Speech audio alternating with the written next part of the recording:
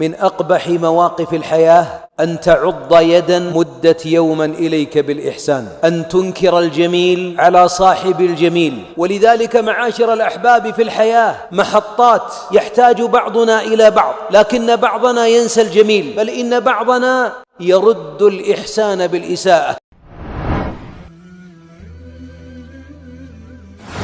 ومن أسوأ الطبائع على الإطلاق أن تجحد المعروف من مخلوق أسدى إليك يوما. يقول الحبيب صلى الله عليه وسلم: لا يشكر الله من لا يشكر الناس. ويقول: من أتى إليكم معروفا فكافئوه، فإن لم تجدوا ما تكافئوه ندعو له. أولا نسيان الموتى، بعضنا لا يدري أين قبر والده، بعضنا لا يذكر والده في السنة إلا في عيد الأضحى، يذبح شاة ثم يشويها ويأكلها. يا قليل الوفاء، هذا وفاؤك لأم رؤوف ولأب حنى عليك الدهر كله، يطعمك ويسهر على راحتك، حتى أن بعضنا والله إن أصحاب والده يدعون لأبيه أكثر مما يدعوه. الثاني نسيان معروف الأم أو الأب في الحياة. وبعض الأبناء لما تزوج وأخذ البيضاء تلك أو السمراء تلك أنسته حق أمه. والله لو أعطينا الأمهات كل ما نملك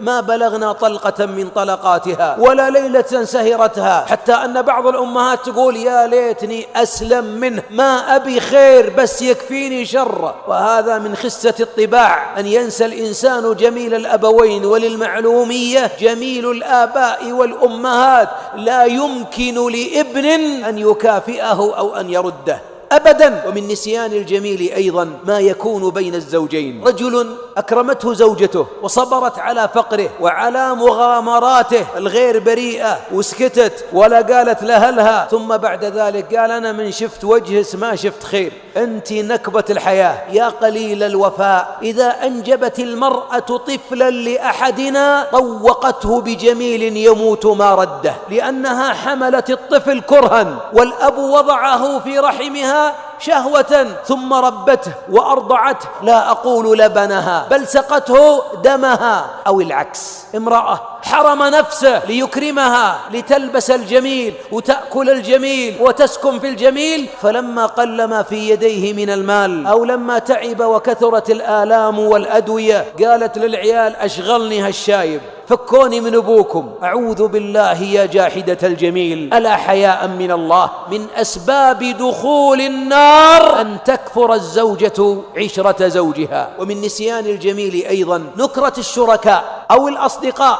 أحيانا يكون لصاحبك موقف فداك بنفسه ثم تغار منه وتنقلب الصداقة عداوة. من نكران الجميل أن بعضنا لا يعرف أين أساتذته ولا مشايخه، أين من علمني حرفا، ابحثوا عنهم.